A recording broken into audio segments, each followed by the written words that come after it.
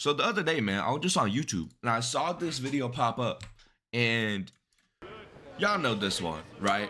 The spinning back kick. This the one that put him on the radar, right? I remember seeing this back in the day, and shit had hundreds of thousands of views. You know, it was insane. Unfortunately, it lost after, but it just reminded me.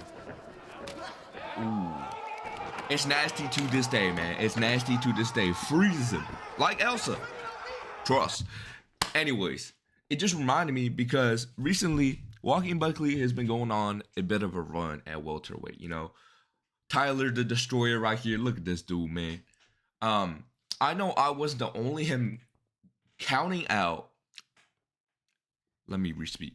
I know I'm not the only one that counted him out against luque and ruziboev, right? I picked against him both times, and he surprised me, right? The luque fight, I get it. There's a bit of an asterisk to it, but this ruziboev domination right here, you know, Buckley, he's been doing a little his thing, you know. I think his striking looks a little stiff, but like the fact that he was able to outstrike luque, right? He kept him on the range, used his power, right? And he uses the ground and pound, and he doesn't get tired. He's been doing the cardio. I think that's one of the things that was bugging him as a middleweight, but now he's at this new division. He's strong, right? He's decently sized. He's built like he's got that short, tanky build, and he uses it, man. The way he grapple fucked ruziboev, it's not super impressive because ruziboev has shown that weakness in the past, man. But it's impressive for Buckley, right? I didn't think he would be this type of a fighter, but he's being well-rounded, right? He has kicks, punches, good power, good grappling. I want to see him in a 5-round fight, man. I think going forward, that Burns call-out was the right move. I think he should have called out Burns on the big mic. That would have made more splash because the Conor one is just kind of weird, like, you know. But if he gets a little snide remark out of Conor, then it will happen, right? So I'm guessing he would want to be there at 303, which makes sense. And yeah, I would like to see him fight Burns. I think that's a good matchup for him, to be honest, because Burns ain't really got the good wrestling, right? I think with this type of stamina and, you know, just like control heavy game that he displayed here, I think he could win against Burns. I think he would knock him out in the third. I felt like, yeah. And after that, and you know, he's catching Burns at a good time too, coming off more losses by punches, right?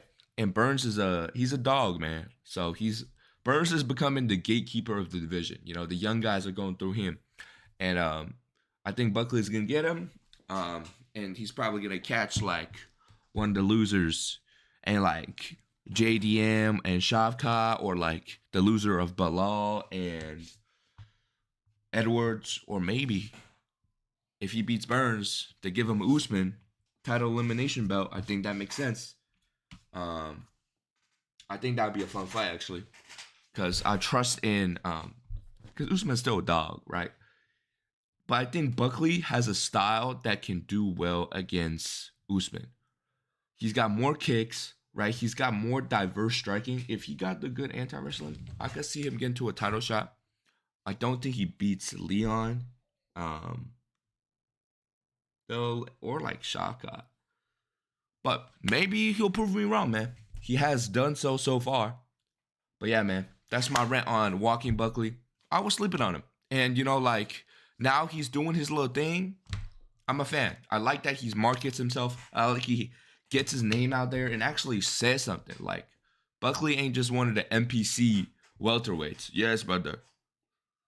I'm happy to be here. Much respect. Yeah. Look, we need a little entertainment. And he fights entertainingly too. So yeah, man. Shout out Joaquin Buckley. And y'all have a good one, man. It's been your boy, Fugazi MMA.